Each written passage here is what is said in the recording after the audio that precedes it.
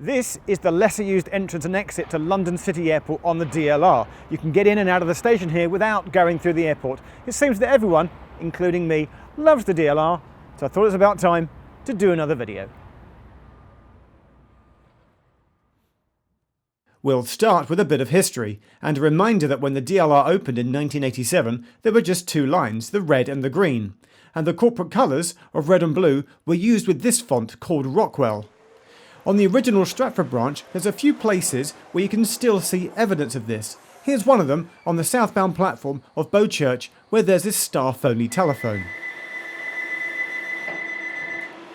Some original blue DLR canopies can also still be seen at our next stop, All Saints, where the trains don't stop at the end of the platform that you might expect them to. We're at All Saints Station. We're here. I give you a commuting tip. If you're heading in this direction, south towards Poplar or west, look, there's a gap here. Don't be caught out by this. People come down the steps. They tend to stay under the canopy, especially if it's raining, but all the trains stop at the front rather than the back of the platform. Don't stand here. And talking of commuting tips, here's another one for you. If you're ever at Poplar waiting for a westbound train towards Bank, but the next train is going to Tower Gateway, take it anyway and change immediately at West Ferry, and it's likely that you'll get a Bank train that's come up from Lewisham, and that can save you a few minutes if you're in a hurry. Somewhere else where you may still have never been is the Link Bridge at Limehouse, which we know we covered before, but there's a reason why we need to go back and revisit it. In the original 2014 Secret of the DLR, I questioned about the link bridge here at Limehouse because the trains are going in the opposite directions. I've since found out what's going on here. It's perfect if you commute in on the line into Fenchurch Street from Essex, but you work in Canary Wharf. You're not going into central London, you're going to where you want to work at Canary Wharf down here. Oh, and by the way, there's brand new escalators here at Limehouse. Now, the DLR's most complicated station is Canning Town, where it has lower and upper level platforms, combined with the Jubilee line platforms too. But the next time you're passing through here, take a moment to find the exit that brings you out by the river. And yes, 70 steps later, I did just count them, that brings you out here to the lesser used entrance and exit at Canning Town Tube and DLR station, brings you out to City Island and the Ecological Park. Now, we could probably make a whole video on the DLR called Exits You Didn't Realise Were There, but instead we'll do just two of them. Here's the first at Stratford International. So normally when you get out at Stratford International, most people go this way. That takes you up to the shopping centre. Instead, there's a secret back entrance this way. And the second one we like to think that no one knows about is at Shadwell.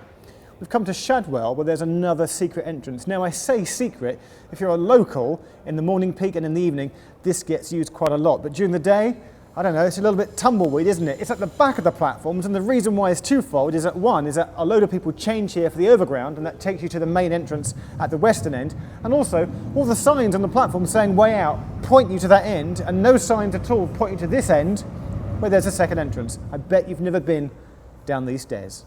The DLR currently has 45 stations, and there may be a new one coming, but until then, have you got out yet at the rebuilt Pudding Mill Lane, the network's newest station?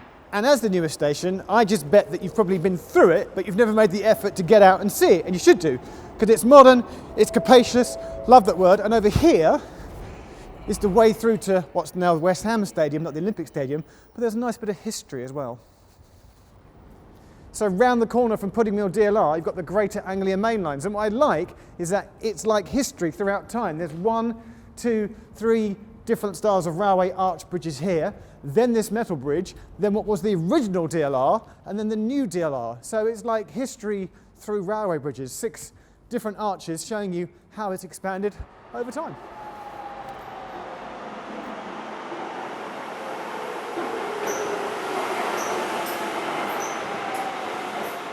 Back onto the train, we headed east from Canning Town to go down to Woolwich, and as we did so, we passed through the spot where in the next few years there may be a new station added to the DLR network. Thames Wharf is its planned name, and it could be built in this area here, if a new planned housing development takes place. The station name, by the way, is already programmed into the dot matrix describers on the trains. Talking of which, did you know that whereas on the underground the next train indicators are known as DMIs, that's dot matrix indicators, on the DLR they're officially known as PIDs, passenger information displays. And now for some brilliantly nerdy facts about the DLR that you may not have known. The stretch with West Silvertown, London City Airport and here at Pontoon Dock is where the DLR is at its highest above ground level. But Tower Gateway is where it's at its highest above sea level, and yet Bank Station that's nearby is where it's at its deepest. Also, while travelling on the network, keep an eye out for train number 136. It was used in 2012 to carry the Paralympic Olympic torch, and there's a plaque on each side of the train for you to spot. Another plaque that's dead easy to spot is the one next to the huge gigantic cutter head that is now on display at Cutty Sark Station. This is what bore the tunnel when the DLR was extended south from Island Gardens in 1999. And we want to do a stat mention, as it always feels like the branch out to Beckton is where the DLR is at its quietest. And indeed, the latest figures show that 2 out of the top 5 least used stations on the network are out this way, with here, Beckton Park being the least used station on the whole of the DLR. Oh, and you know how sitting at the front of the train is the best thing? TfL DLR, what you should do as a marketing thing is to sell a giant plastic steering wheel that you can clamp on. That'll make a great Christmas gift for loads of kids. And if you're a big kid like me, don't forget that if you can't bag the magic golden seat up front, then the view out of the back of the train is often just as good. You can just pretend that you're driving it in reverse. And on to Woolwich, where it's time to finish by talking about some DLR artwork. Now, I always like pointing out artwork on London's transport infrastructure because so many times people just walk past things and don't pay attention, especially here at Woolwich where there's 2 ways in and 2 ways out of the station. One if you've only ever used one of the other entrance and exits, in which case you may have never seen this. It's called Street Life by Michael Craig Martin. It's just a good tip when travelling in London generally, is that if you're not in a rush, stop at a station and take in your surroundings. You never know what you might see. And another piece of artwork that I like a lot, and this actually appears at various bike shelters all over the network. Here we've come to King George V to see time and tide showing phases of the moon. The tides are on the other side.